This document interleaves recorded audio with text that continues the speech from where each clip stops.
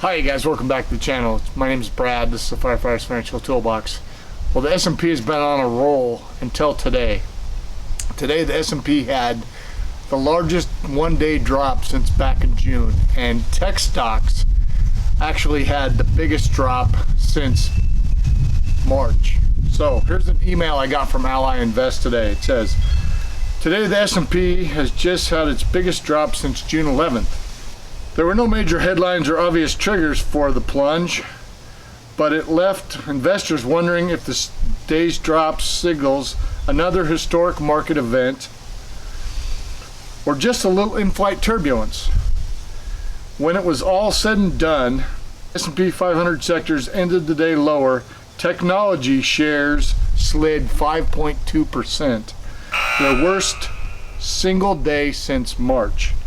Moody markets can take a toll on your emotions, especially in a world full of uncertainty as ours is now.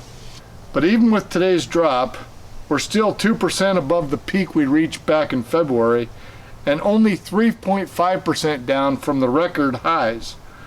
Most signs still point to an economic recovery, but there are a lot of obstacles between now and the end of the year.